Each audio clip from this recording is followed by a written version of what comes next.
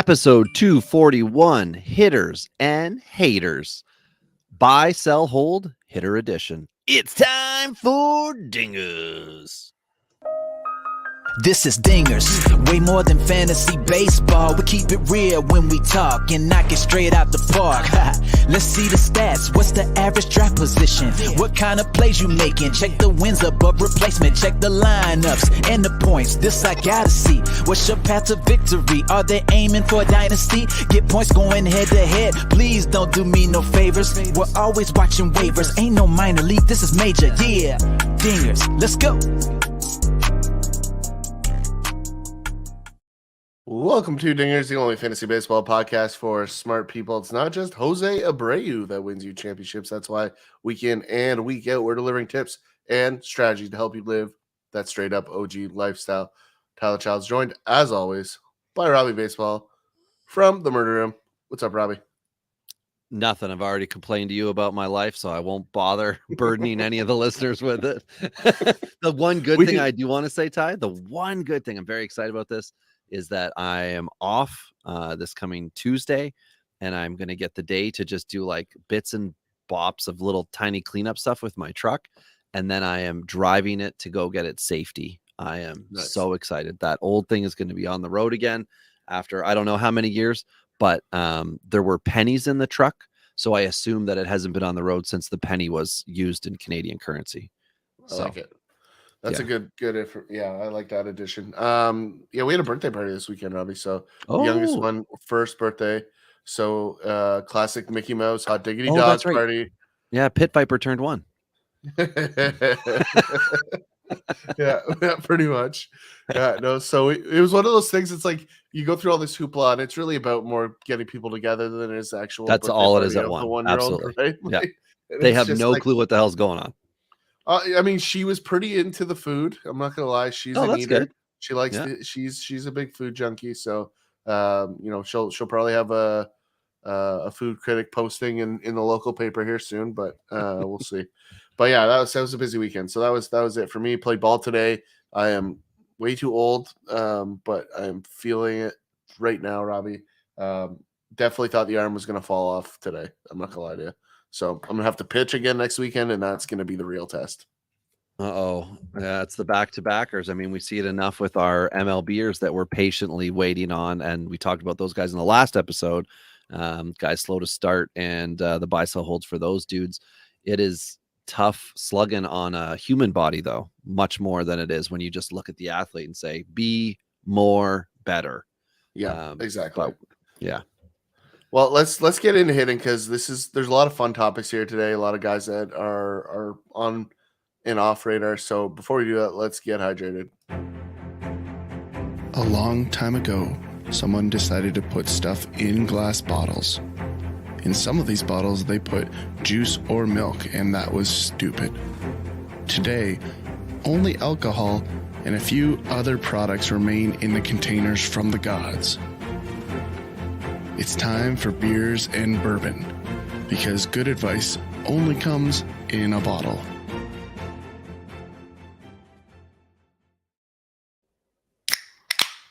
Oh, you popped a can? Me too.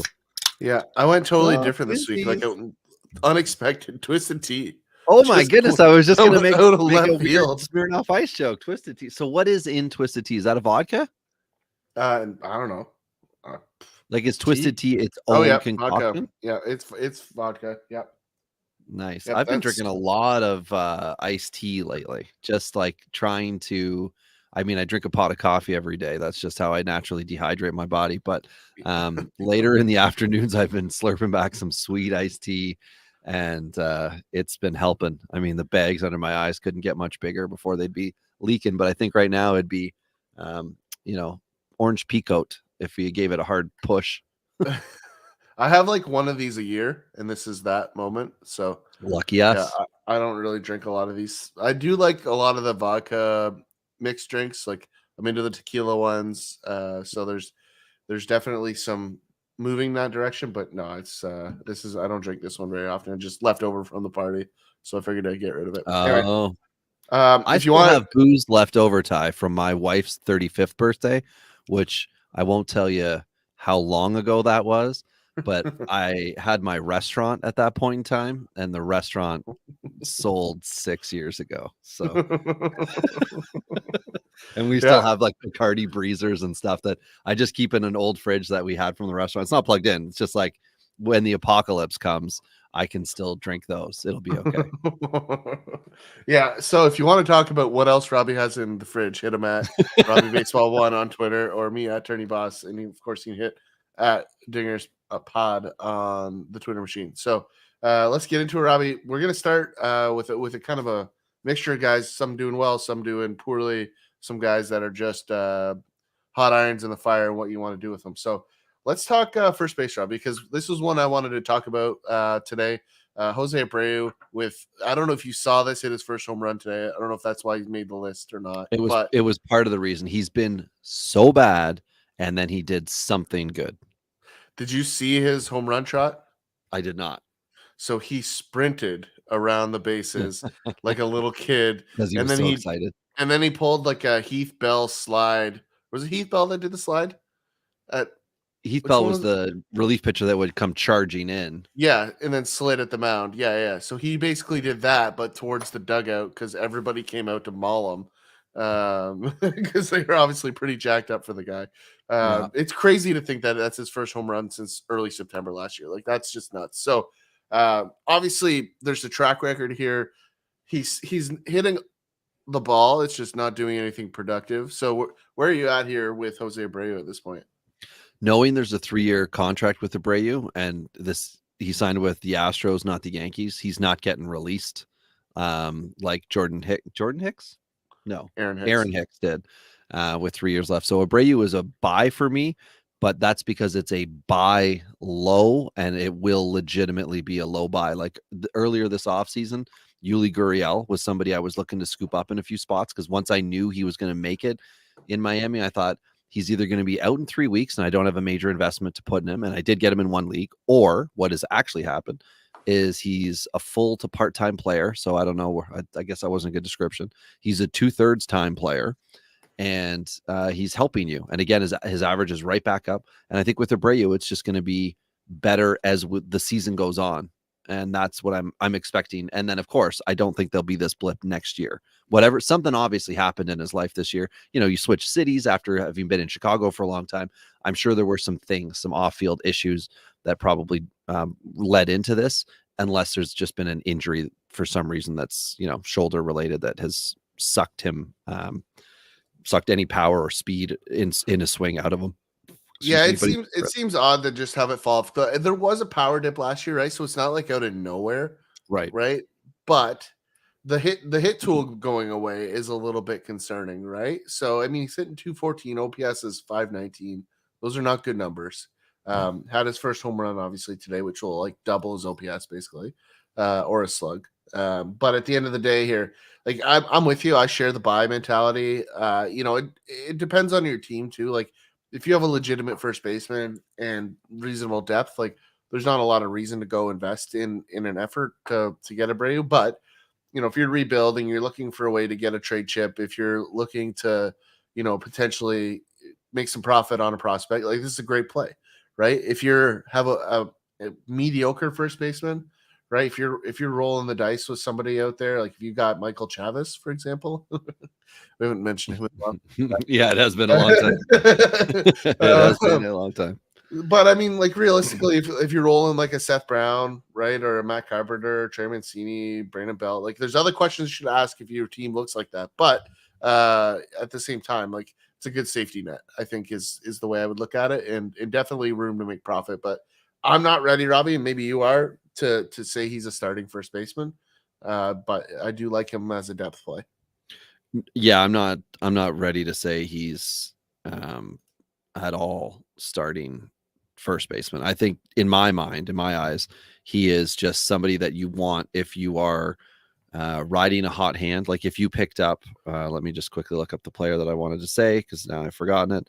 If you picked yourself up, the next guy actually saw on our list, Luke Raley, at the start of this season because nobody cared at all about him, and he's been a very good power hitter in 118 bats. He's got 10 dingers, 21 RBIs, 23 runs, batting 254, OBP 346, and a 913 OPS.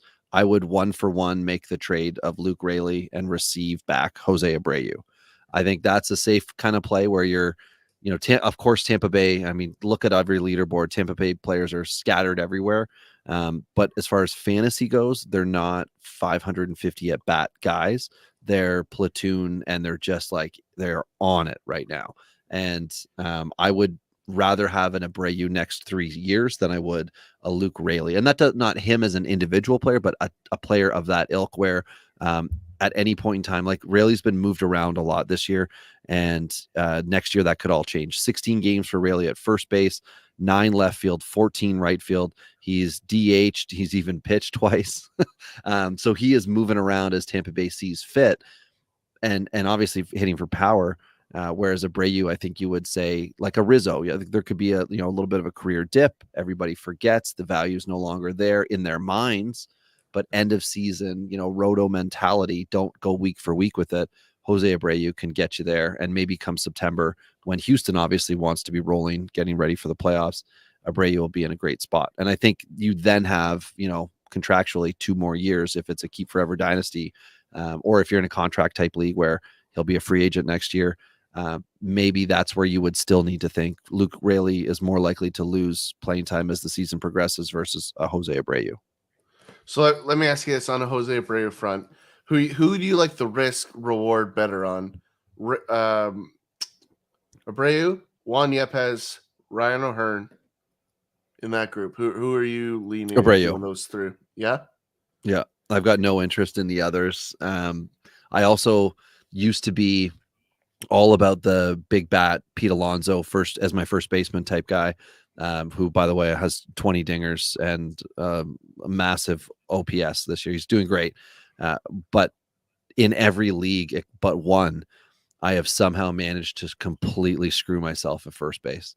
Like, I have punted the position, not on purpose. It has been through thinking about this player X or player Y that I thought was going to be able to do something. A lot of first base prospects have just washed away. Tristan Casas is not leading anybody's team in the charge right now. Doesn't mean we're not going to see something in the future, but any of those type of first base guys, they're not, Mountcastle's another example. They're not on top of it dominating in your leagues. So you have a Luke Raley type, you have an Abreu type. If you're flipping a coin between those kind of guys, Abreu's at least has the track record. So I'm going to stick with that. Yeah, that's fair. I probably would look at Yepez. I mean, for me, he's the best hitter of that group. It's playing time. So right? Yepez being with the Cardinals, Ty, this is another factor that scares me with him specifically. Lucan Baker, a first base prospect who I've liked since 18 when he was drafted. He came up to AAA last year and struggled a lot, and all of a sudden, like, nobody cared about Lucan Baker anymore. He is now just murdering baseballs at AAA. I don't know if he's leading anymore in home runs, but he's right up there if he's not in first. And he is another type where, like, they have nowhere to play him, which means Yepez, who, yes, he's up and has had some time up, could very easily be the type of piece that gets moved in a trade, not because the other team is like in need of putting him as a starter, but that St. Louis is like, we're just going to get rid of him at this point in time because we think Lucan Baker's the next guy. And then that player, that could cause Yepez to become some type of a tumbleweed around Major League Baseball teams, where he doesn't go to a team that's he's not the centerpiece of a trade. I guess that's the way to say it. He just moves. I think he's an underrated piece of a trade, though. Like, I agree if he doesn't get playing time in the next city. I do agree with the tumbleweed comment. But I think there's a Major League bat there. He's just blocked at every angle in St. Louis because of their depth. Yep. So I like that one. I think there's upside there. Like, I would love to see him in, like, Miami. Like, I think he would be a great solution in Miami. I don't know if St. Louis would be okay making another trade with Miami, but we'll see. But anyway, yeah, let's continue on here. You mentioned Luke Raley, so let's talk about him. He's fun to watch. Very much an old school guy, in my opinion, Robbie. Definitely grip and rip. True outcome guy. Yeah. But, like anybody in Tampa Bay, a little more polished than that, though, right? Like, not so much like exactly a 3 true outcome, although that's almost the way it plays out. His at bats are a lot more controlled, right? And I think that's the one thing that makes Tampa great is you almost never see wild at bats out of any Tampa Bay Ray. So Right. definitely an interesting stick and definitely on the splits. He's definitely hurting Josh Lowe in a way because Josh Lowe should be getting those extra at bats that Rayleigh's getting on the left side of the plate. But I definitely like him as a depth guy in pretty much every format. Robbie, is there anywhere you don't want him? Like I'm a buyer or a hold here. Definitely not selling. I like the power slot here. So yeah, I'm a hold on Rayleigh. I won't buy him. Reason being that he was free, at the start of the season. So in the 2 leagues, I think I did pick him up in. I don't want to trade him. I'm not looking to because he's become too valuable in my lineups. Even lineups where I have Harrison Bader who returned from injury. I had acquired Juan Soto. I have Tyrone Taylor who back with Milwaukee but struggling as an outfielder. You have Rayleigh who started the year as an outfield eligible guy. Across the board now, he should be eligible as a first baseman, and that's why he's under our first base category here. And the multi-position eligibility is great. The other guy that's playing first base in Tampa is the other guy to talk about in this conversation, Yandy Diaz, a leadoff hitter who since 2017, Ty, has had a very interesting first base, third base, what's it? Hopscotch? Yeah, not hopscotch. That's the one I'm going to go with, where he's been third base in another position. So in 17, it was third base a little bit at left field. Then it was first base, third base, then first base, third base, then third base with a little bit of first base. Then it was first base and third base again, and with some DH in here. And then last year he was 102 games at third base. This year, he's only had 3. He's moved over to first base with 42 so far, and there's a little sprinkling of DH in there. And with Luke Rayleigh hitting well, Yandy Diaz is a leadoff type guy in Tampa Bay. They're working together, but I feel like when they start to tighten the reins, you start to think about your, whatever tough series or whatever it is you need to do if you're Tampa Bay to get where you need to go. Diaz is going to get the at-bats over Rayleigh when push comes to shove because the average is going to be more important in 3 or 4 at-bats, and then you can bring Rayleigh in to be a pinch hitter type. So I don't think I would want to sell him, Rayleigh this is, but I certainly want to keep him where I have him because if I'm wrong and he continues to get all those at-bats, the power in September is going to be huge. Yeah. Like the ability to have a player in your lineup that could provide you with that power is going to be huge because that's when all the other prospect types are going to start to come up. And then, like we've seen with so many other, they're probably going to struggle, but everybody that's prospect hoarding is going to want to play them. And a Luke Rayleigh is going to continue to do what he's done all year. Yeah, I agree. I like it. Yandy Diaz for me, like I'm on the sell side here. You always have been, Ty. Yeah, but for me, the big reason here is all of a sudden Yandy Diaz hits home runs. Like I don't know. That's weird for me. I feel like there's a plateau. I feel like if you can get some value in a trade, which I think you can. I think you should because I just don't see the power numbers sustaining throughout the year. Their schedule has been really soft up until this point, so I would expect a regression from a lot of Rays. Now they're still a very good team, and Yandy Diaz will still hit the ball. Right, he's a very good contact hitter. That's not going to go away. But I would say the upper tier nature of his success so far in those power numbers, I think will dip. So if you can turn that into a positive for your roster, then I would be doing that. If I got a roster that contains, a Yandy Diaz and a Pasquantino, like that's a beautiful scenario to get rid of Diaz. And I would expect Pasquantino to have a better second half on the power side. That's kind of the way I would be trying to build that if I have that depth. Because, odds are, unless you're in a really, really deep format, Yandy Diaz isn't your only first baseman, right? That's just probably the reality of the way you built your team. You wouldn't have been counting on him, I think, to start the year. If anything, at any position, I think myself in the one league that I really needed him to perform, he was my third baseman. Yeah. And that's what I mean. So if you have that depth at first, great. If it's a third base scenario, obviously there's a lack of depth over there as well. So definitely an issue. We'll get to that in a little bit, but I would be selling. I just think this is the ceiling of his upside. Doesn't mean he won't, have some success. It just I think if you're looking at the value side, it's a sell for me. So Yeah, get 12 into home runs. Sorry, Ty, just real quick on. on Diaz. 12 home runs, as you said, to the power, 327 average. The OBP is amazing, 429. His OPS is 1,041. And he also has 11 doubles. So 23 extra base hits. And that's kind of what, Ty's alluding to here with Tampa Bay, that there might be more doubles than home runs rest of season. It's about 50-50 right now. So Yandy Diaz has been excellent right now. Well, He's 31, and they've had the easiest schedule up until now. So, they had a lot of games against Detroit, Pittsburgh, and Tampa Bay. So pitching staff wise, not the best in the league. So definitely things to note. And they definitely got Toronto in their soft spot as well, right? So, a lot of positives that I think we're going to see Tampa Bay fall back down to earth a little bit. They're still great. They're still going to be in the conversation, but they're not as good as their record suggests. So that's all I'm saying. And Yandy Diaz is going to be part of that. So second base here, the Keystone.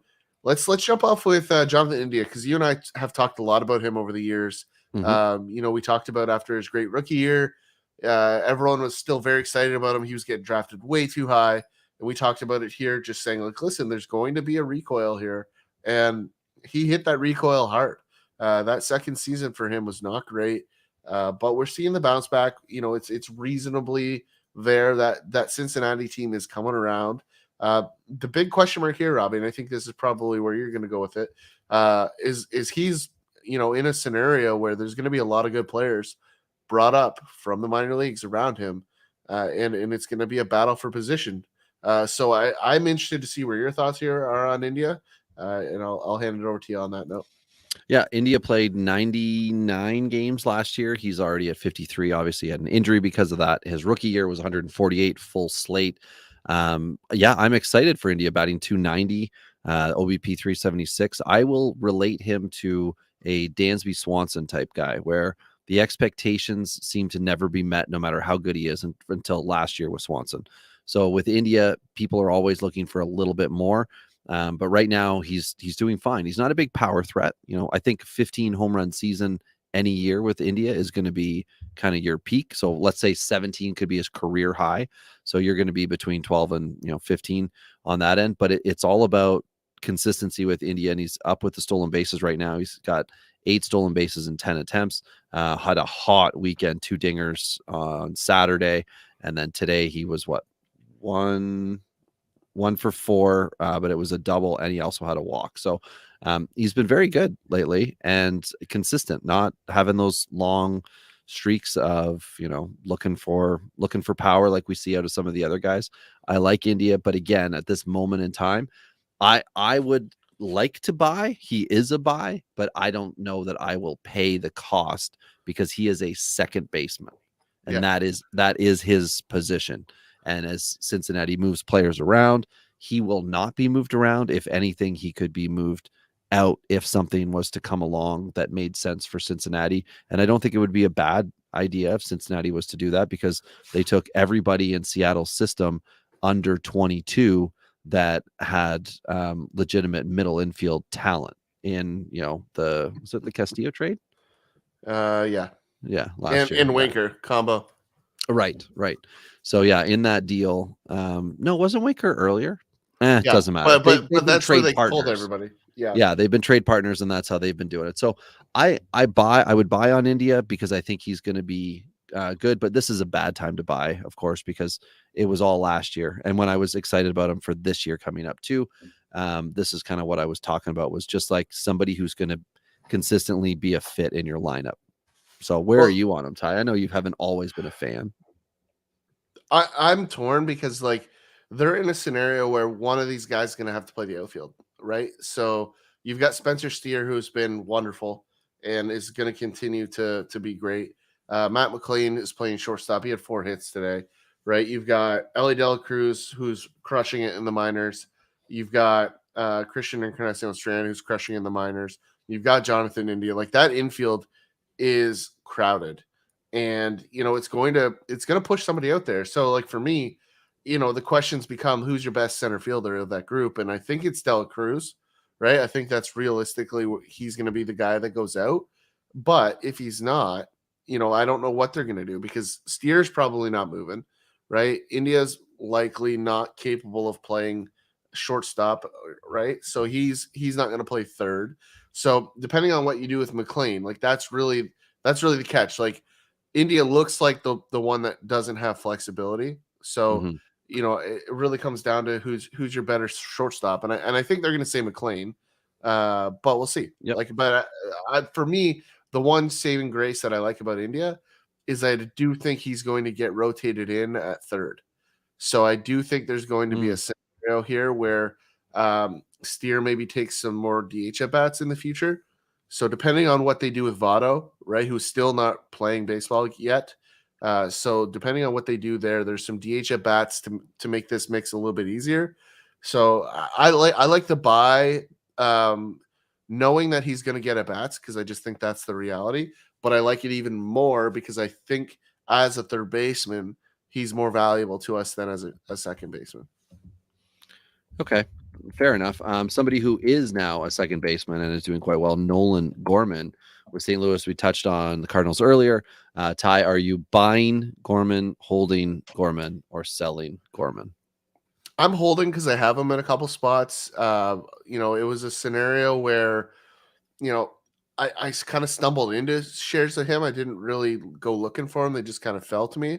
But I'm pleasantly surprised with what we've seen. I think there's a developing hitter here. I think it's very much what we would have liked to seen Jock Peterson become, right? Like I think Jock Peterson is a great hitter's profile, but I do think Gorman is taking better steps as a hitter to improve the hit tool. So like if you can get a Jock Peterson with a batting average, like I'm pretty sure every single person would be happy with that. So I think that's what we're looking at. Like I think he can become that. So, that's a hold and a buy for sure for me. I don't see the downside here. I think you've got 30 to 40 home run pop in that ballpark, which is crazy. It's a big ballpark. So I do like Nolan Gorman, and that lineup's going to be good for at least the next 3 years. So I like the scenario that he's in as well. So I don't see the angle for a sell, I guess, is where I'm at, Robbie. Yeah, I'm a hold, but that I don't have him anywhere, and I'm not willing to acquire. So that's why he is where he is. Somebody that I am willing to acquire, and I believe now is the time, is Jazz Chisholm Jr., who's on the IL and will probably be on the IL for a few days after this recording comes out. So you still have time to go get you some smooth Jazz. I want him. I see the potential, and I am aware of the risk, but the price has now dropped from the offseason, and there are people who invested in him who have probably already had to find another position player, whether that was as the second baseman that he was supposed to be or the center fielder that he now is. I want him for 2023, rest of season 24, 25, 26. So he is a buy, a long-term play for me. So I will make that investment. Ty, where are you sitting with Jazz? I'm definitely seeing the value upside, right? You know me, I don't, this isn't a guy that I would normally chase, but given the value decrease, it's definitely somebody, if I can get my hands on, I'm going to do it, but I'm also not going to overpay. The injury risk has become evident. It's a thing. Right? Yep. Yeah. So that definitely also, kind of gives me some caution, but, depending on the league, like, if I'm in a rebuild scenario, like, again, very similar to what we talked about earlier, like I like these kind of guys that have, way decreases in value on a team that I'm not trying to win right now. So I would be in on that. You look at a guy that has that kind of speed and power. Like there's only a couple guys in the league that have it. Right. And although we saw Mondesi put it together for a very short period of time and then it all blew up, we also saw the signs when it came together that it shouldn't have, what occurred with him in his whatever season and a half period of dominance didn't really make sense at the time. Like there was a lot of holes in it. Whereas with Jazz, I think there's maybe less likely that he's going to be the number one fantasy player, but it's also entirely possible that he can just perform if he's able to hit on stride. And not that we want to say he's got to change the way he plays, but that's what everybody said about Bryce Harper for years. He's got to change the way he plays in order to really maximize himself. Maybe there are people in Miami who are trying to lean him in that direction. the position change was just the first part of that. So guy that was free in a lot of leagues last year, Ty, and wouldn't you know what, he just ended up on Tampa Bay. Isaac Paredes, who plays every position, including second base, having himself a season. He's still young. In most of your contracts leagues, he will have just last year finished off his rookie eligibility. So depending on how you do it, he could have 4 years left with you, 5 years left with you. You've got time anyway in a contracts league, let alone a keep forever dynasty. Ty, in a scenario where you are looking for a multi-position eligible guy, Paredes checks all the boxes. Are you going to buy, sell, hold Isaac? See, if I'm gonna buy, I'm probably not Isaac, and the only reason is I don't like the at-bat potential in Tampa. Like, it's just too inconsistent. Scary. Yeah, like Rayleigh's at least getting some consistent at-bats. Like Isaac, if we see consistency out of that left side of that infield, like, we're just not going to see at-bats, right? And that's just the reality for him. Pinch hits, obviously, they do a great job of stacking against the pitcher on handedness, right? So against the lefties, that's really where he does his thing. But if he was left-handed, Robbie, I'd probably be a lot more interested because there's gonna be a lot more at bats for him. But as a result of being righty, I just think that limits him. It has nothing to do with his ability, because when he's in there, he's been productive.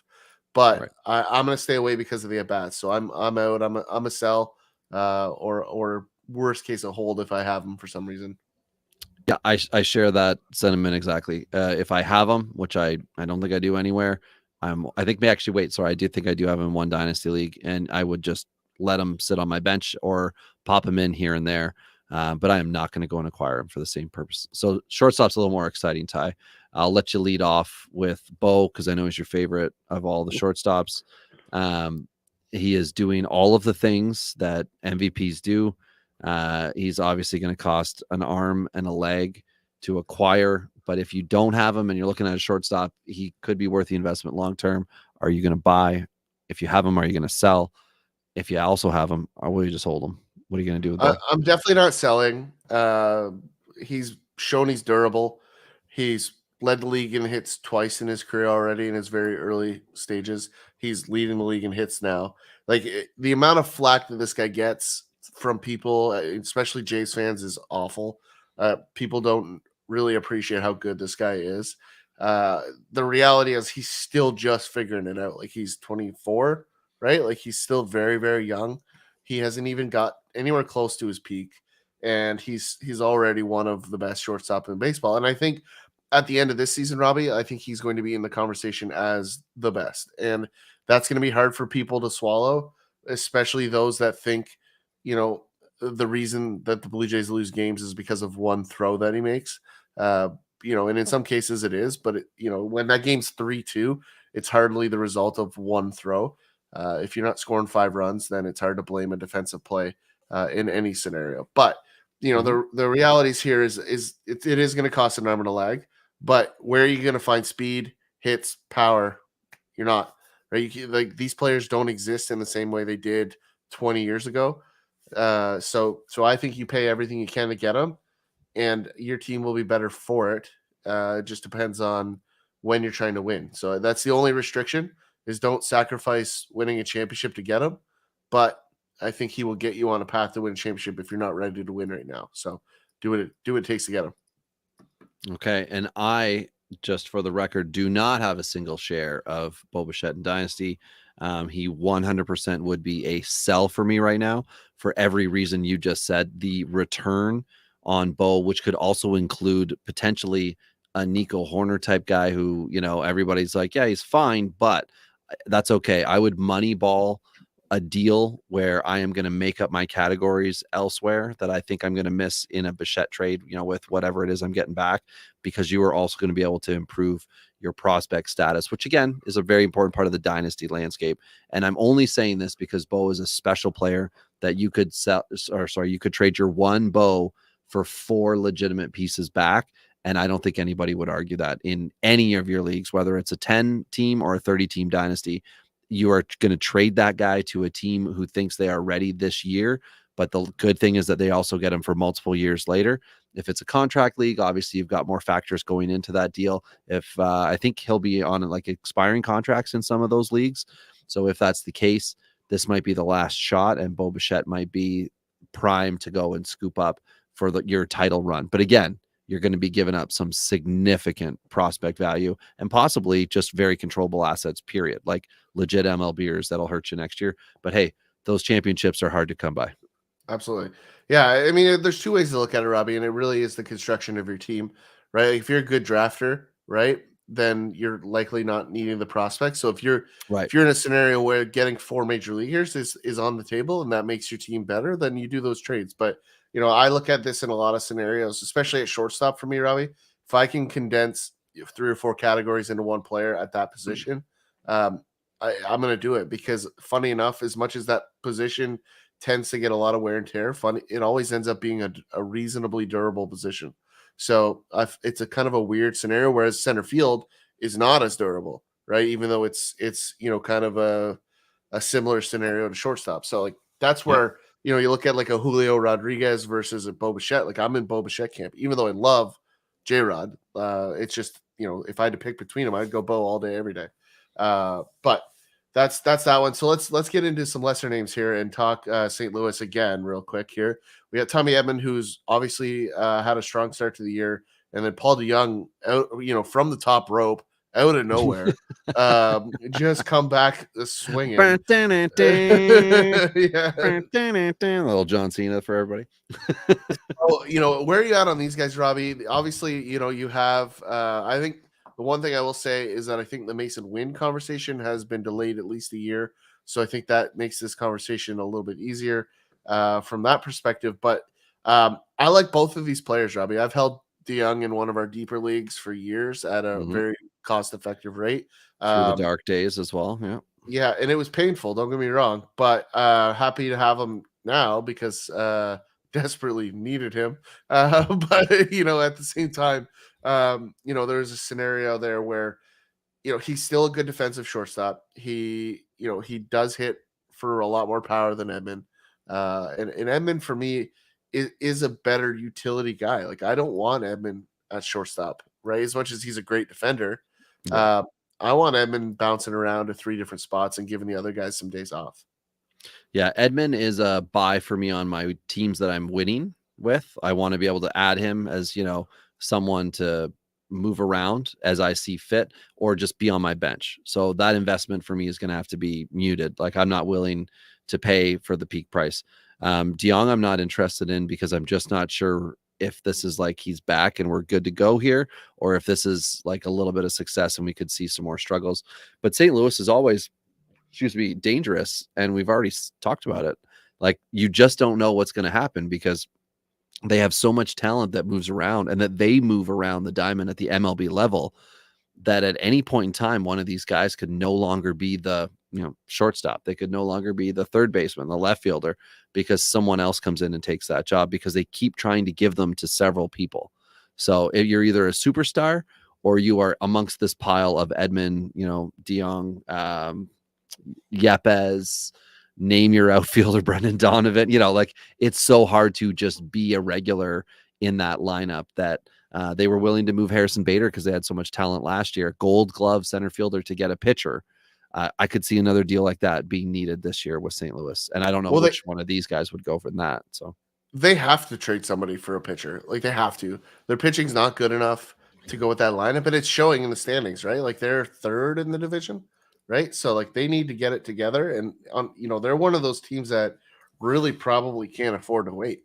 Hopefully the Jays do them a favor and stomp Milwaukee over the next couple of days. But I definitely think that they're running out of time, because they're 24-31, right? Like they need to turn that boat around. And so it definitely is going to start with a pitcher, and they definitely have the player depth that a lot of teams would be desperately looking for in exchange for a pitcher. So they got to have trade suitors out there for sure, who are just waiting to let me know when this guy's available and we'll talk.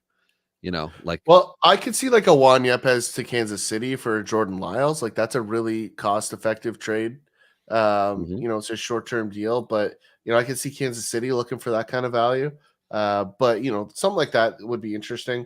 They could trade from that outfield depth. But the one thing we knew from the offseason though is that St. Louis thinks their outfielders are all really, really good. So we'll see. Right. we'll see, because they probably could have traded at least another one of them in that. But I'm willing to hold on to both of these guys, Robbie. I'm definitely not buying DeYoung. I'm with you on that one. But in a hold scenario, I'm good to hold. And then I'm definitely, if I have the opportunity to buy him, and in any format at any time, like regardless of how he's been so far, I just like Tommy. I'm in the player. I like the categories.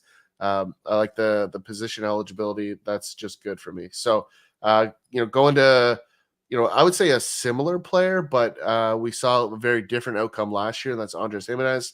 Where are you at here on this one, Robbie? This one's a little bit of an interesting one. A guy that was an all-star last year, I think played out of his skin a little bit. Where do you see him at this point in your world? Yeah, so very quickly, just so everyone knows, in 491 at bats last year, Jimenez hit 297 with an 837 OBP. He had 20 stolen bases, 17 home runs. This year in 171 at bats, so about a third of that total, he's got a 228 average, a 631 OPS, 7 stolen bases, 3 home runs. So we are seeing decline in power. Stolen bases are doing the same thing, but that's kind of what he is, and the average has just conked. It's been down, and OPS obviously has come along with that. I wasn't excited last year when he was doing this, and I didn't think this was a long-term, improvement for him. A lot of the guys out there on Yahoo are clearly feeling the same thing, because his ownership is down, or rostered percentage, is down 7% from 84 to 77 right now. And I mean that those are a lot of redraft leagues there, but throw out a website that you play on here and there. I'm not a Jimenez guy. I would sell him if I had him, but again, we're selling low. So that's tough. And if he is supposed to be the anchor, if you went into the offseason not willing to talk about moving him, you made a mistake.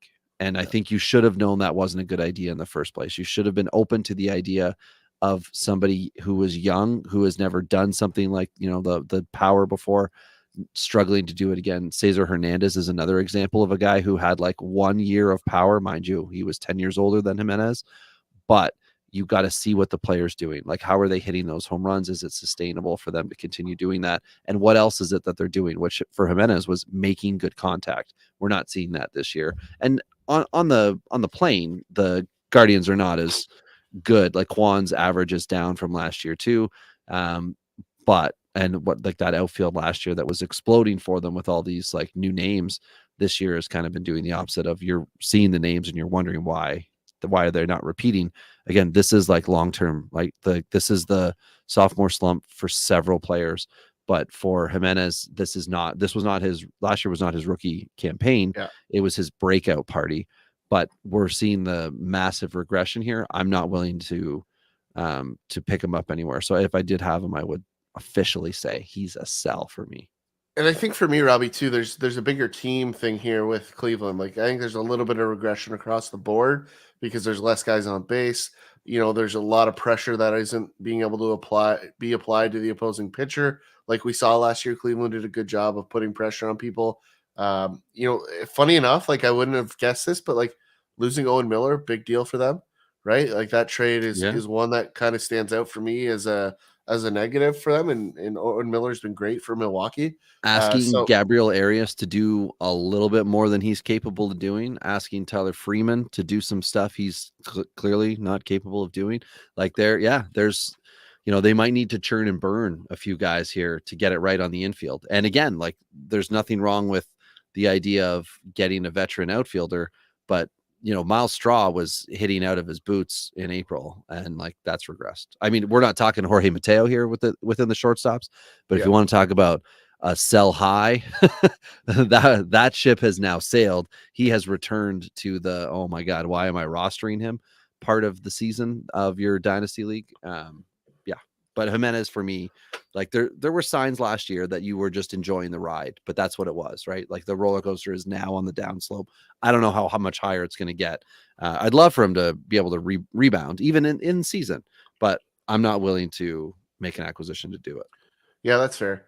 Rounding out the position here, Royce Lewis, who's coming back from a second knee surgery here, has been crushing it in the minors. Slashed through 333, 395, 1087.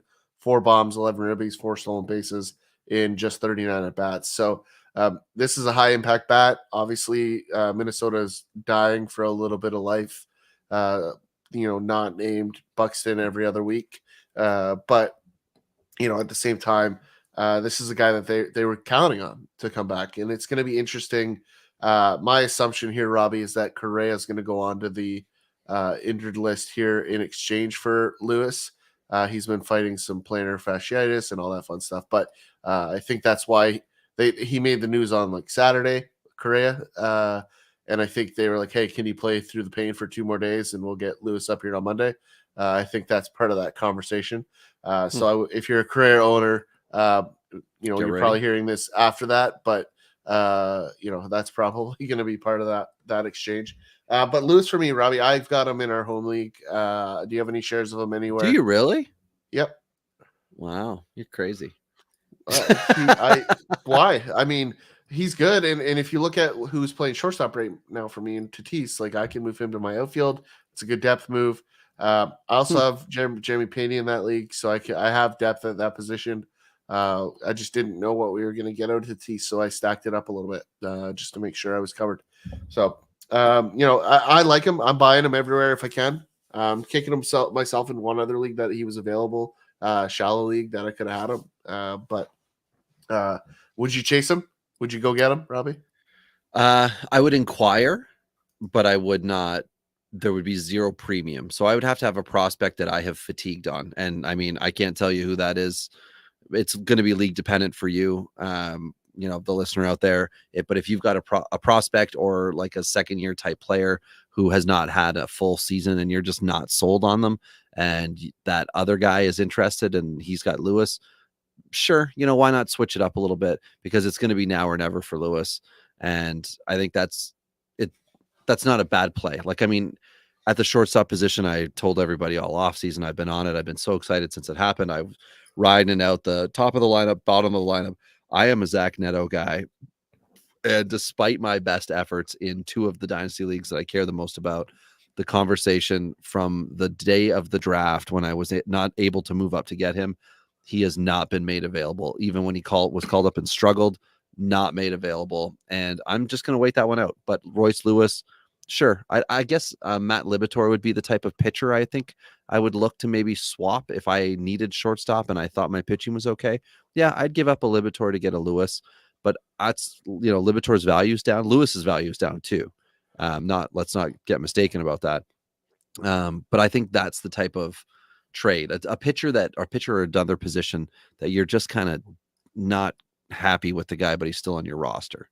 That would be the name I would throw out with that. Yeah, like if you offered me Libator for Lewis, I wouldn't do it, not a million years. But like I'm high on Lewis, so that's where that comes from. But I think Lewis is probably in the should be in the category offensively, right? As Andrew Painter. That's where I would have him. Oh my God, he's not. Yeah. Oh, jeez. All right. Well, enough of that crazy. Let's move on to the hot corner. Ty, this will be a quick one. Anthony Rendon, when healthy, is good. This year until now, he has been healthy. He has been good on the IL right now. Would you, right at this moment on the IL, would you consider the buy? No. You don't know him, so you can't say. I've had him in that shallow league I just mentioned. I had him to start the year. Okay, I'm burnt and done with him already this year. So sell him if you got him. I'd be selling him. I mean, for me, it just seems like the best days are behind him. It just seems like it's over for me. That's kind of where I'm at on him. I'd rather make an effort on a guy like India, right? Like, we talked about him earlier. I'd rather go that route. I was saying in very similar players for the record. Sorry. Okay, no, that's fair. I was saying in the offseason, I like the idea of getting Anthony Rendon if the price was right. In the one contract league, oh my God, he just went, I forget what it was. He went to over 10% of the salary. And I thought for like this guy who's been such a risk and, burned previous people who rostered him, including myself. So I had to walk away from it. But I don't have a replacement third baseman in a lot of places until Kobe Mayo is my guy. And in the leagues where I was able to get him, that's kind of my prospect third baseman that I'm counting on. And in the meantime, I'm rostering the Gio Urshela's of the league, which I got to be honest, when you also have Anthony Rendon on the same roster, it's not the worst 1-2 combo when Urshela moves over to first base and then, there's an injury and he moves back to third or whatever the scenario is. But Rendon is not somebody that I would go out and buy right now if it required me to give up a prospect that I actually genuinely liked. I'm not talking about somebody who's doing well at single A or, a Kiner Delgado type guy who I think has a lot of promise. I would consider that if my team was ready to win and I felt confident that Rendon still had half a season. Like he was not going to be missing 6 weeks, basically is what I'm getting at. And you've got him, keep forever. So anyway, all right, let's get another red in and out of the way. Spencer Steer, hot topic this offseason in those rookie dynasty drafts where you could draft anybody, and he wasn't picked up because he was nobody from nowhere a year ago today. He was a first-round pick across the board. He's been fine, right? He's been a perfectly fine guy on a team that is supposed to be getting better and is streaky. What are your thoughts, Ty? Would you buy him, sell him, hold him? I would hold. I would not buy. I would not sell. I mean, for me, I'm gonna buy, but I'm gonna wait for the dip. Right, the dip will come. It's a matter of time, and I will make the assessment of whether I want to move forward onto that dip, based on what I see between now and then. But I do like the buy later, kind of like we talked about Rosny Contreras last week on the pitching version here. I like that kind of same scenario. Like, he hasn't hit the dip like Rosny, who ironically got told he's going to go work out of the bullpen a little bit since that recording. Also, Grayson Rodriguez got sent down. I was just going to say, since that, Rodriguez was demoted. And again, we talked about on that, not to get back into that one, but we talked about the fact that like it's long play with Rodriguez. You just accept the fact that this year is not going well. Well, the Orioles said go back down to the minors, and I believe he pitched. I'm going to check if he pitched over 50 innings, whether he comes back or not next year, it won't matter. In most of your, especially in your Fantrax leagues, he's not going to be rookie eligible or on a first contract. It's going to have to be up to your league if they get that little green M and they can be put in your minors or not. But depending on your league settings, Rodriguez will drum roll, please. Where are you, Rodriguez? Oh my gosh, there's so many Rodriguez's. He's pitched Ty 45 and a third innings. If he does not come back this year, he could be one of those super steals. But he's also going to immediately become a prospect fodder. He's no longer a top 5, potential guy, this, that, the other. So it only gets better. The buy only gets better for you right now with him. Agreed. Couldn't agree more. But we are talking Spencer Steer, so let's get back to that one. Back on top. You're a hold as well. I'm a hold. Yep. Do you see any risk in his position going with the conversation we had earlier? Like, I don't think, given what he's done, that's a reasonable angle, but there is potential for it.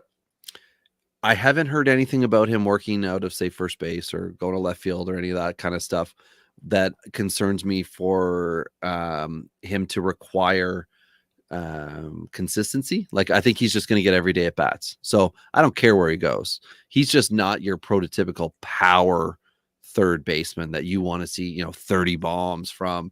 But you're willing to take what you're getting right now with him, and you'll take an effective player who, amongst other guys, depend if you've got corner infield and things like that, like more position eligibility, you can sell out for power with other spots and let Spencer Steer just not hurt you, which is, again, the deeper the league, the more valuable these type of guys are. The consistent players that chug along and get, chip in a couple RBIs a week. They, have a run or two. Maybe they do steal a base or hit a home run, something like that. And the average, they're not hitting 180 or 150 as we've seen players batting 150 for consistent periods of time.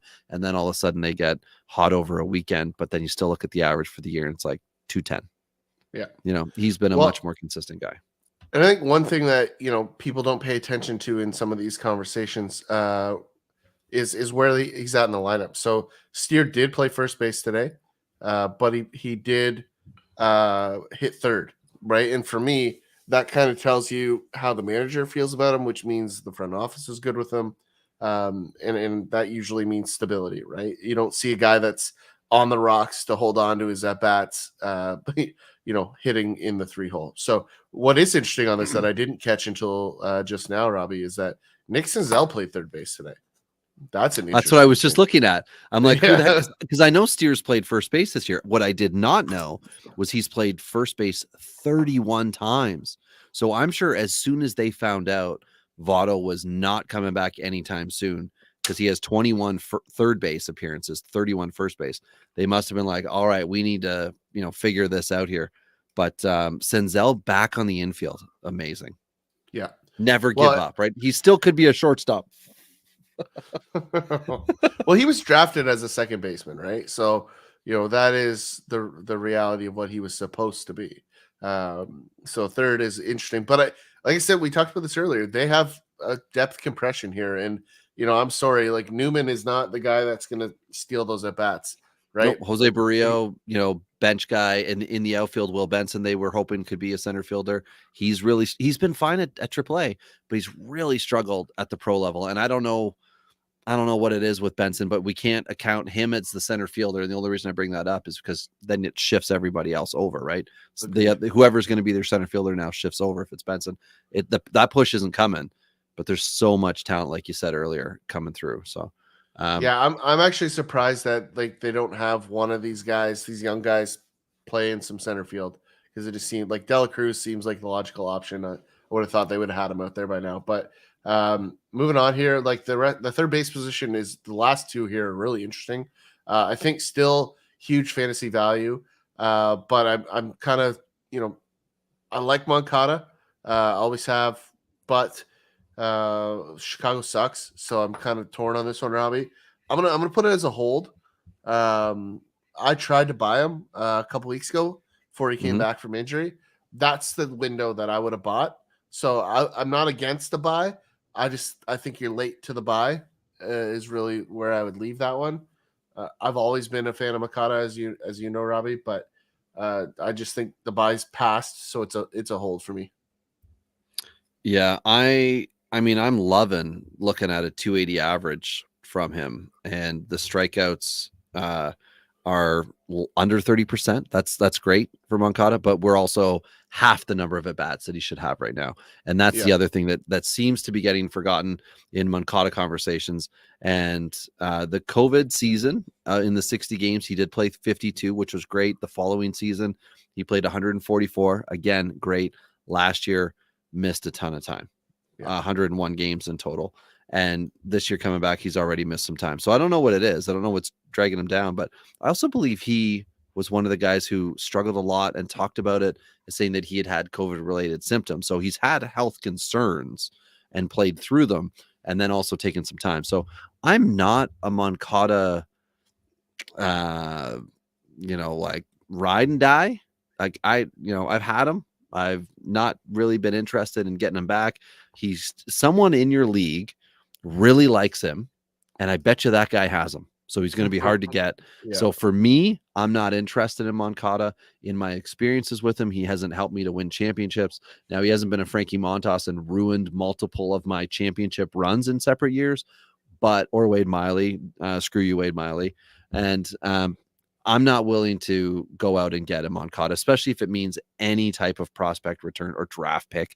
Like, I don't want it. If I've got someone I don't like, and for some reason you do, and we could swing a deal, that's about the only way. Because I still feel like we could have the wheels falling off on Moncada. Again, he's not my type of third baseman. Yeah, that's fair. Very reasonable. So jumping here to the last one, Ke'Bryan Hayes in Pittsburgh is a really interesting one, Robbie.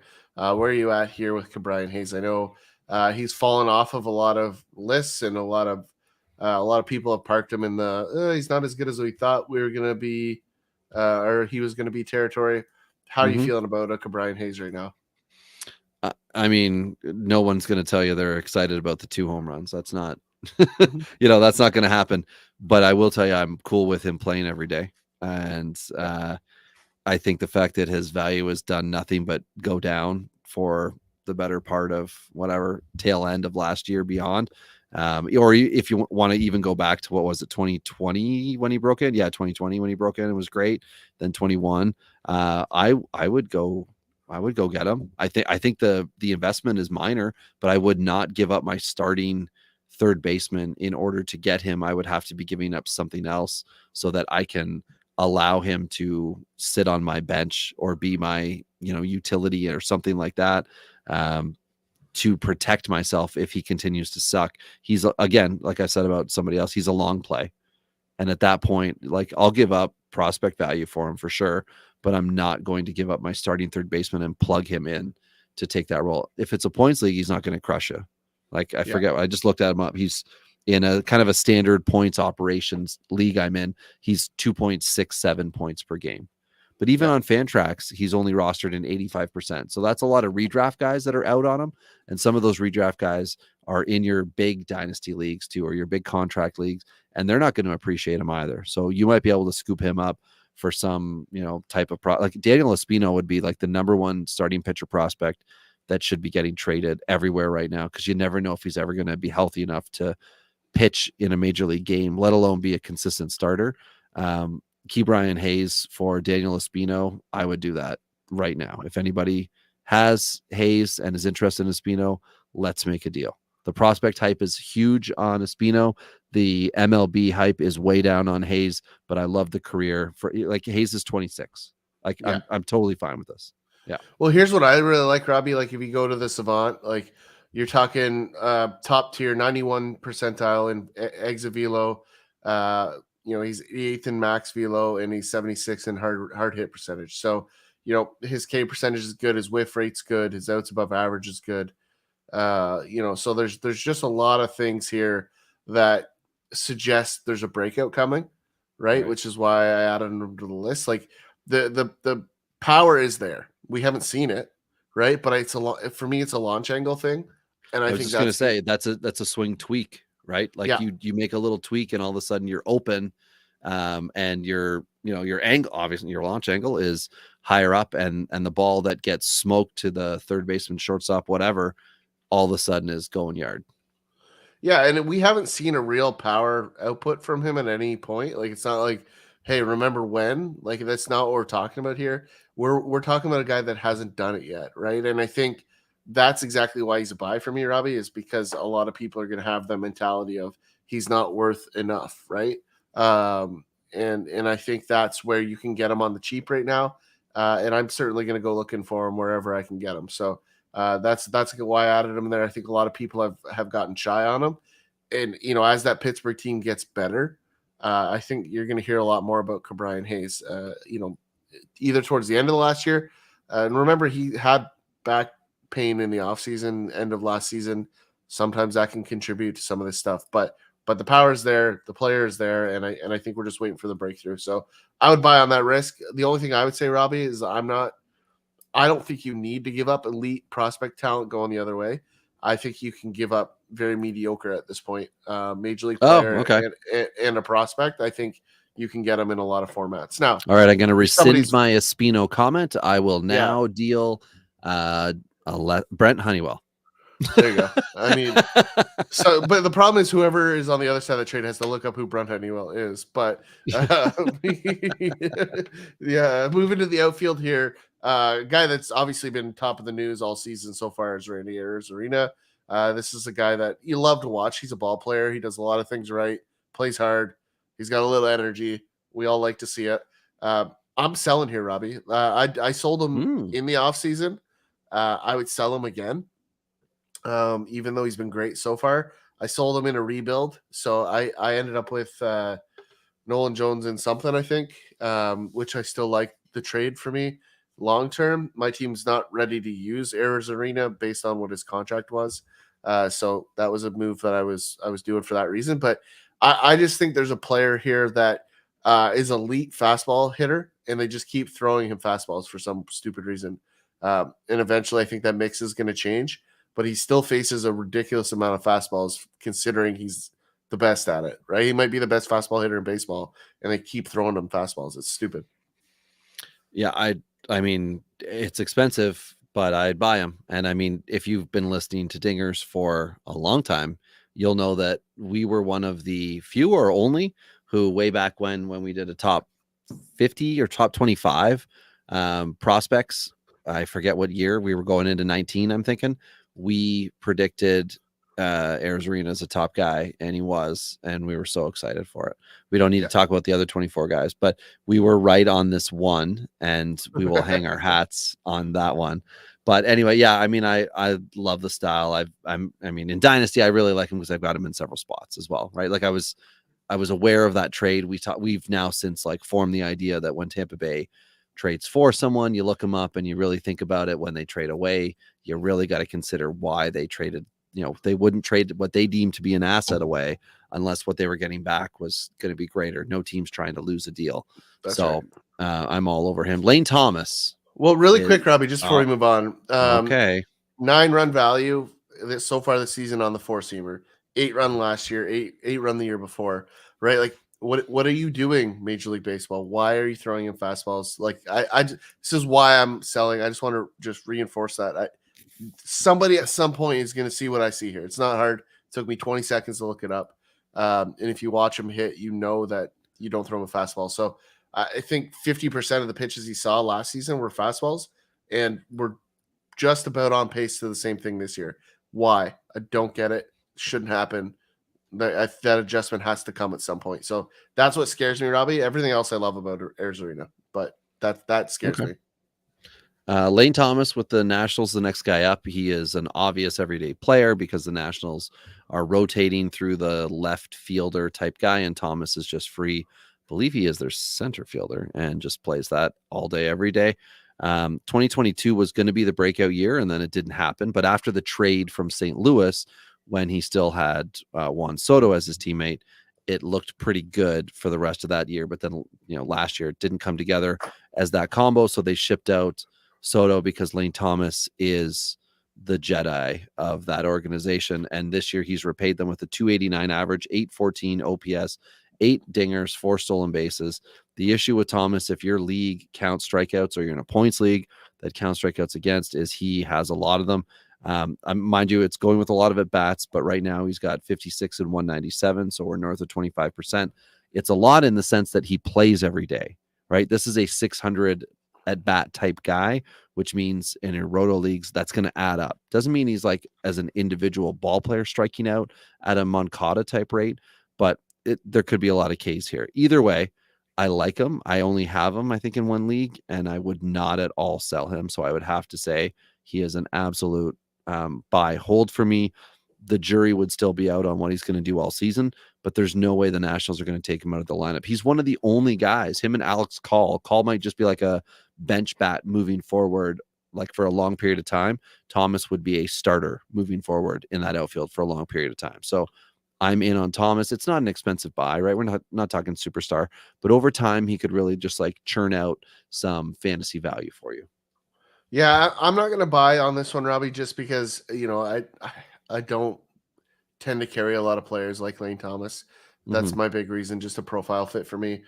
He's like a Harrison Bader, and I don't know why I'm cool with these guys in the outfield, but I'm always okay to have someone who's like never going to hit 25 home runs, never going to steal 30 bags, but they play the position and they are supposed to get a million at bats. And I don't know. It's maybe why I haven't won every league I've ever played in. I'm taking risks, Yeah, no, and that's it. I mean, that's what you have to do sometimes. And, if you put value on the other positions, like generally outfield is the one that you can make it up a little bit later. So we'll see how that plays out. But last two guys here, Joey Weimer in Milwaukee, the last two here is an interesting one because they're playing each other this week. And Dalton Varsho on the Jays is the other one there. So where are you at on these two guys? They're both, very interesting players, Robbie. There's clearly upside to both of them. Which ones are you preferring at this point? And go. I very recently put Dalton Varsho on the trade block in the 12-team dynasty league that I'm in. I think it's 12-teamer. Because I just don't need him. I've got Will Smith as my catcher, and Varsho sucks as my outfielder. So I don't want him. Somebody else can take him and think he's going to be, some great value to him. As long as I get something back that I can throw in my minors that I think is going to end up giving me potential production value, I will do it. A Sam Backman, who's now up with the Angels, That would be an ideal kind of, guy who he hasn't been good, but there's, promise within his pitch types that could work. And then something else that makes me happy. Again, what I'm saying is not like a stud. I don't need something back that's crazy, which probably means I'll be able to make a deal pretty quick. Joey Weimer, I don't know, man. I don't know. Milwaukee outfielders aren't overall being great, so opportunity is still going to be there for him. We've got, Mitchell out for the year, and Tyrone Taylor's really struggled.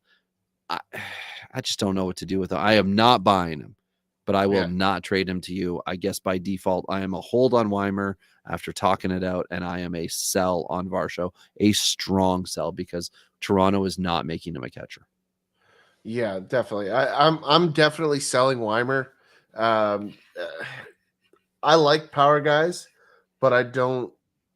I just see too much Joey Gallo here, right? Like there's just too much, because his name's Joey. Maybe, but it's it's 5 home runs for a guy that's supposed to be hanging his hat on home runs, and he's got good at bats. He had 150 at bats, so I just don't. I don't love what we've seen. I'm willing to say like he could break through a little bit. Like there's probably still 30 home runs here somewhere at some point in time. But I just, this isn't a guy that I'm going to chase. Very similar for the opposite reason of Lane Thomas, who we just talked about. He kind of blows past the other end of the spectrum in this trade conversation. So I'm not buying. I'm definitely selling Weimer. Varsho's an interesting one for me because it's there. Like I watch, again, we talk about this. I watch a lot of Jays games, so I see him hit. He's getting dusted in the upper half of the zone, right? Like he has zero ability to get to the ball up in the zone right now. And that's a major issue. But one that is correctable. So he does have a pretty short swing. The power is there. He has all the tools to execute. And the thing that, again, we talk about this all the time, Robbie. People forget about this year in and year out. This is his first year in the American League. So this is a thing that he will get through. He will recognize pitchers differently. And if you look at his track record in the National League, well, guess what? He slowly got better over a couple of years there too. So as long as he doesn't keep tipping balls from doubles into home runs, we'll be fine. Like I think he'll figure it out. So I'm probably going to buy Varsho somewhere, Robbie. Like I just see myself going the other way on that one. Because he's locked in Toronto. There's nobody that's coming for his position. He plays good enough defense for the team to put up with the lack of offense. So I just see that being a very stable scenario for him. In the upside will and can be there for sure. So I just think it's a waiting game, and I'm pretty comfortable with that. Okay, fair enough. Moving on to the most exciting position in fantasy baseball. Just kidding, it's catchers. So we'll save them for last because we can go through this pretty quick. Elias Diaz with Colorado is doing excellent. Yep. Would you buy him? Would you sell him? Would you hold him? Well, he's going to be their all-star this year, which is awesome. Good for him. They need one. Yep. So he's going to be. It's him and possibly Pierce Johnson. Yeah. But it's going to be him and Will Smith as the NL catchers and Sean Murphy, right? Those are the 3 guys, and we have that conversation here. But those are the only 3 top 100 catchers outside of Sal Perez, depending on your format. If you go 8x8, Perez is I think he's like 80 something when I looked before we started recording. But 4 catchers in the top 100 of all the fantasy baseball players. Yeah. Elias Diaz is a guy that I'm not touching. Because he's Elias Diaz, and we've seen this. Like we've seen this before. I was just gonna say, right? Like where he comes. He's gonna have a cost too. Yep, and his cost is up. Like he's now repeated it. And for me, the value's way too high for a guy that I think ultimately is going to plateau and come back down to earth. And if I'm going to spend money on a catcher of all things, it's going to be somebody else. Like I would rather go. Yep. I would rather go chase MJ Melendez, who has catcher eligibility, who's hitting 200 right now. I was just gonna say, and has also sucked. I almost put him on this list, but I thought, another night, Yeah. So I just think that's a guy that's going to come into his own, whereas Diaz is a veteran. This is a late bust out for him. So I'm just out. I'm not paying the price. So guy next on the list, I think we would both pay the price on, probably in the right scenario. JT Realmuto. Where are you at here, Robbie? I've been pretty bad with my catchers this year, and like Daly with Pittsburgh is a guy that I've had. I now have Perez with Oakland. I'm streaming catchers again. I'm back to that because I refused to draft them 3 years ago when everybody was getting excited about drafting guys. So I don't have any of those guys. And the Austin Nolas of the world have just been so bad for me that it is more beneficial for my mental health as well as my fantasy baseball stats to just stream guys. In our home league, Ty, some dope dropped Cal Raleigh, and I was able to pick him up. That was a steal for me. I would love to get me some more Cal Raleigh versus JT Realmuto even, because the Realmuto deal that you're going to make is going to have to either involve him having a huge salary and you trading pieces that don't, which can put your team in a bind if you're in, depending on your salary league. If you're not in a salary league, whoever's trading him is going to want a legit prospect package back. And I don't know that I would want to do that for him, because I mean, we're back to the same conversation we've had so many times with these guys. I don't know that I'm going to ever be like, oh yeah, Realmuto's an 80 RBI, 80 run type guy. His whole value is that he's got you those stolen bases too, but Philly just hasn't turned it on yet. Not to the point that we thought they would this year. I thought they were going to kind of be like the class of the AL East, and it was going to be a big like dogfight. But they are not in that. They're kind of like the Cardinals. It's like, well, when are you going to turn it on, guys? Do you need to make another deal here? I mean, here's an interesting thought. Like for me, I would way rather spend the money on Dalton Varsho, right? I think Varsho would be had a lot cheaper, but again, you're losing catcher eligibility with Varsho at the end of this year, unless it's on Yahoo. Because if you ever played there, a position in baseball, then Yahoo's going to make you eligible for that. That's just how it goes. But if you play on a real site like Fantrax, you're going to run into an issue where he's not going to be eligible next year. So again, something to consider for that. So I would sell Realmuto if I had him. Sorry, I would hold Realmuto if I had him. I would not buy him though. That's right. I kind of share on that, but at the same time, like if I'm in the championship run, I like Realmuto because I think that Philly team's going to be good in the second half, and I like that as a championship run. So like that just depends on where you're at. Like that's the only thing I'll add to that. And I'm going to stick on that train with Sean Murphy. Like we've talked about Sean Murphy over the last couple of years and how much better he is than what we've seen because of how much that pitching staff has beat him up. And guess what? The first year he gets free of that, all of a sudden he's the only catcher better than him in fantasy right now is Will Smith. And so you can make an argument that, statistically, like Murphy's been better, a little bit more power, a little bit more production numbers. Really, Smith is winning on the batting average, right? And that's pretty much it. So, it's kind of a grasping at straws on who's the best, but at the same time, you have two catchers in the top 30, and that's pretty electric from the catching position. But Sean Murphy, I think, is on the a better offensive team, even though the Dodgers somehow managed to continue to be productive with a lineup that has obvious holes. So Will Smith's obviously at the center of that, but Sean Murphy for me, I think fell way too far in a lot of leagues this year, especially redraft formats where he was there, and I think his value was just down. I think people were underestimating what he could be, and I think we're starting to see a star instead of just a catcher. So I don't know where you're at on that one, Robbie. So I'm buying in championship format, right? Mm-hmm. But I'm holding in every other format because I'm not going to pay the price that he's at now.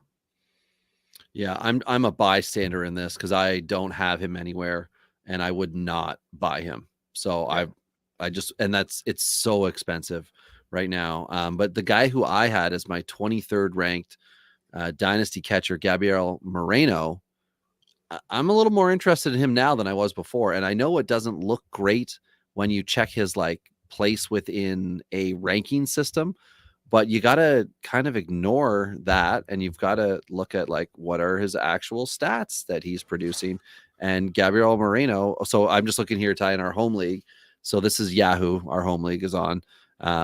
Before play today, he was ranked 596th in 8x8, but he's hitting 295 with a 719 OPS. It's the fact that it's empty average. We've talked about the empty average type guys before. That's your slap hitter a lot of singles, not seeing a lot of doubles, triples. They're not driving guys in, whatever. And this is the issue. In 129 at bats, only 2 home runs for himself, 9 runs total. But again, back of the lineup on a bad team, or not a bad team, but a team that is not balanced. 2 stolen bases is good. He's striking out 20, whatever, low 20s percentage of the time, which is fine, but he's not walking. He's not doing that. But either way, I like him. And it might be empty average right now, but you get the Diamondbacks on a heater. You get the Diamondbacks good year over year. This buy will work out, but he's the guy that has him in your league, assuming guy, girl, whatever.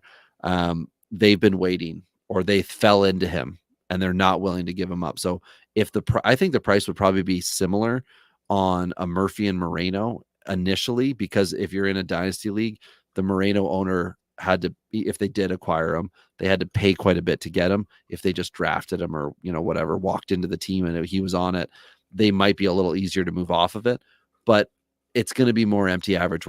Whereas with Sean Murphy, you're getting like pow, pow, pow. Yeah. Moreno, I would buy though. I would buy, because I don't think you're spending as much, because you're not buying superstar. You're buying someone who only is helping you in really one category, which is your average, and potentially not hurting you in the OPS if that's one of your categories. Yeah, no, I totally agree with the Mourinho thing. I'm in on him too. Very similar to Brian Hayes, like the contact rate, the hard hit rates, like those things are good. I like the breakout potential in the second half. Like, could be a guy that could win some championships with a surprise Arizona team, right? Like, they've been shockingly good. And I think they're only going to get better as I'm not sure what the run differential and stuff is, though. I just feel like they haven't I guess because I'm looking at fantasy players and I'm like, I'm not seeing the studs and studs here. I'm just seeing in Arizona. Yeah. Like generic production. And that's how they seem to be winning, They got rid of Bumgarner. And then once the Cowboys out of the clubhouse, I guess maybe everybody was a little looser. I don't know. Well, I mean, listen, like they've just got a bunch of young players. Like Kettle's had a big bounce back. You've got some veteran in Longoria coming in there. Christian Walker was one of the more underrated players in baseball, right? Like you have an outfield there that should be great. Jake McCarthy had a huge run in the minors. He looked like he's maybe on his way back too. In Lourdes Gurriel, who, as Jays guys, I know you're former, but is doing the things that we always knew were there as a Jay fan, but they just never came out. Like I think he's got double-digit home runs, or he's close to it now. And those are the things that are helping this team win. But the one thing that they have done that maybe they're undoing as the season goes on is they've glued together pitching, right? Like they haven't had a lot of consistency. They've been running people up and down from the minors all year, right? So like that's the one thing that could come undone, but it has very little to do with Gabriel Moreno. But I do think he is a guy to like now. A guy that's just been electric over the last couple weeks, and this is the last guy we'll wrap up here tonight. Francisco Alvarez with the Mets has been awesome over the last several days. I don't know what he did today, but I believe I saw a stat yesterday where over the last week, he had 4 home runs and like 20 at bats with no walks or no strikeouts. Sorry. No, that's wrong. 1 for 5 today, Ty, with a home run, 3 RBIs, 2 strikeouts today. Last 2 weeks, talk your heater though, 4 dingers, 6 runs, 10 RBIs, 3 walks, 5 stolen bases, and 34 at bats. 1230 OPS. My God, he's been good. He had 5 stolen bases. No, he had 5 strikeouts over 2 weeks. Yeah. So that's from a catcher position. Yeah. He is riding high, 353 average over that. And then for the year, it just looks good. But again, oh my God, I just had a neighbor who just sent me a Facebook thing for a free sailboat. You got to love the neighbors that are encouraging you to go into the things that piss your wife off, to know it's after 11 o'clock at night here on the East Coast.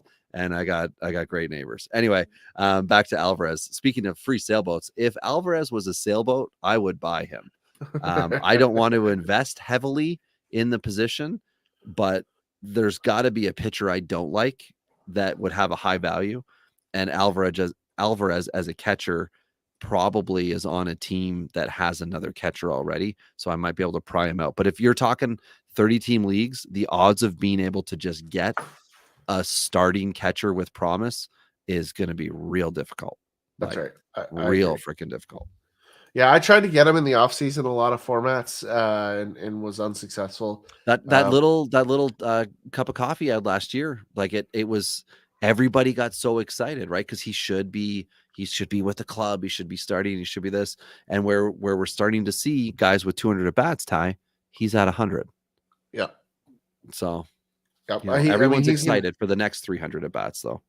Yeah, he's definitely going to be a guy and definitely somebody to continue to grow and beyond. But we'll see what comes from here. But let us know. Hit us at DingersPod on Twitter and let us know if there's guys that you want us to check in on and buy and sell or give you the rundown on. But Robbie, we're getting into the season here. We're entering trade season. We're kind of already there, but it's going to get hot. It's June, baby. Over the next couple It's weeks June. here.